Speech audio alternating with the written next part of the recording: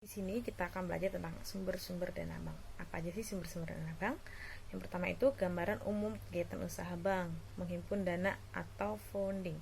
Kegiatan ini merupakan kegiatan membeli dana dari masyarakat dengan menawarkan berbagai jenis simpanan. Contoh itu tabungan, giro, dan deposito.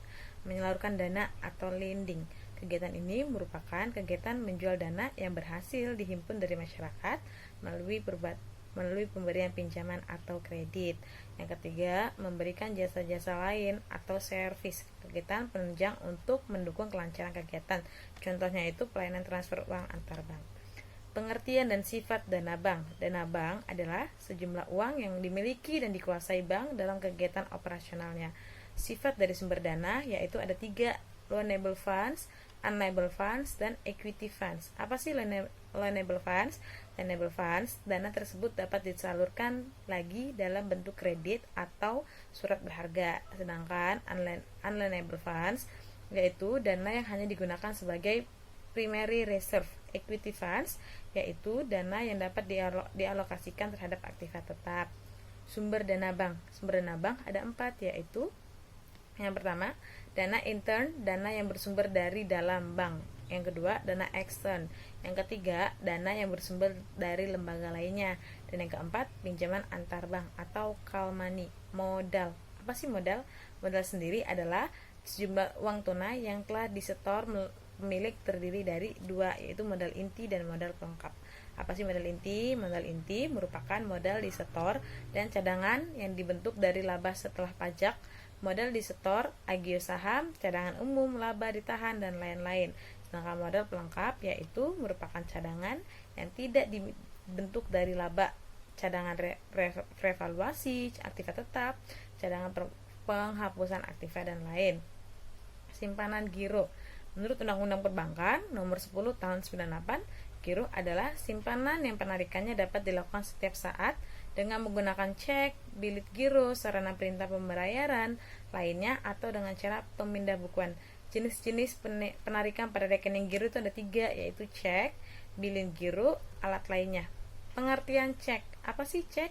Cek adalah perintah tertulis nasabah kepada bank untuk menarik dananya sejumlah tertentu atas namanya atau atas unjuk. Cek dapat terbilang sah dan resmi apabila sudah ditandatangani oleh yang bersangkutan. Terus kita akan mengenal nih nama-nama cek, yaitu kita ada 5 jenis-jenis cek.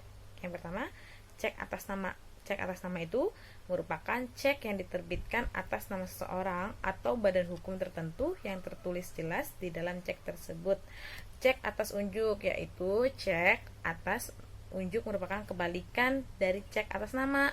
Dalam cek atas unjuk tidak tertulis nama seseorang atau badan hukum tertentu, jadi siapa saja dapat menggunakan cek, atau dengan kata lain cek dapat digunakan oleh si pembawa cek, bayaran tunai atau cash, atau tidak ditulis kata-kata apapun.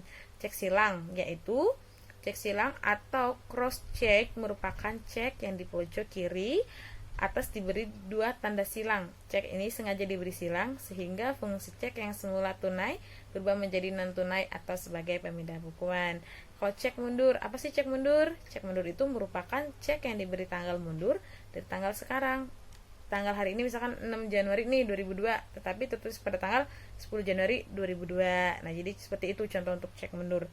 Sedangkan cek kosong, yaitu cek kosong atau blank check merupakan cek yang dananya tidak tersedia di dalam rekening giro. Sekarang kita belajar nih pengertian cek dan bilet giro. Apa sih bilet giro? Di bilet giro itu adalah surat perintah dari nasabah kepada bank yang memelihara rekening giro nasabah tersebut untuk memindah bukukan sejumlah uang dari rekening yang bersangkutan kepada pihak menerima yang disebutkan namanya atau nomor rekening pada bank yang sama atau bank lainnya. Persamaan cek dan bilet giro, apa sih persamaannya? Yang pertama yaitu sama-sama merupakan alat pembayaran giral. Yang kedua, mempunyai jangka waktu kadaluarsa yang sama, yaitu selama 70 hari. Dan yang ketiga yaitu baik cek maupun bilet giro keduanya bisa dijadikan bahan perhitungan pada lembaga clearing. Yang keempat, keduanya bersifat atau merupakan perintah kepada bank untuk melaksanakan mutasi pembayaran pada rekening nasabah. Sedangkan cek dapat diuangkan langsung secara tunai. Yang kedua, pembayaran oleh bank dapat dilakukan atas unjuk atau dapat di-endorsementasikan. Yang ketiga, dikenakan biaya materai. Yang keempat, cek berfungsi sebagai surat perintah dari nasabah kepada bank untuk membayar dengan uang tunai kepada orang yang ditunjuk atau pembawa cek tersebut. Yang kelima, cek tidak dapat diuangkan pada bank yang bersangkutan sebelum diberi tanggal penerbitannya. Yang keenam, hanya tercantum tanggal penerbitan karena dikenakan biaya adanya cek mundur. Yang ketujuh, sumber hukum atau KUHD, Kitab Undang-Undang Hukum Dagang.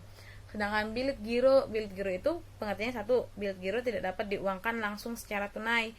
Yang kedua, pemindah bukuan yang dilakukan oleh bank hanya dapat dilakukan atas nama, tidak dapat diendosir. Yang ketiga, bebas biaya materai. Yang keempat, bilet giro berfungsi sebagai surat perintah dari nasabah kepada bank untuk memindahkan dananya kepada orang yang ditujuk dan mempunyai rekening yang jelas pada bank tersebut. Yang kelima, bilet giro dapat diserahkan bank sebelum tanggal efektif jika tanggal efektif tersebut lebih awal dari tanggal penerbitannya. Yang keenam, tercantum tanggal penerbitan dan tanggal efektif. Yang ketujuh, sumber hukum PBI, Peraturan Bank Indonesia. Menurut simpanan tabungan, menurut Undang-Undang Perbankan Nomor 10 Tahun 1998, tabungan adalah simpanan yang penarikannya dapat dilakukan menurut syarat-syarat tertentu yang disepakati tetapi tidak dapat ditarik dengan cek atau BG atau alat lainnya yang dipersamakan. Simpanan deposito menurut Undang-Undang Perbankan Nomor 10 Tahun 98, deposito adalah simpanan yang penarikannya hanya dapat dilakukan pada waktu tertentu berdasarkan perjanjian nasabah penyimpanan dengan bank. Demikian materi dari saya. Terima kasih.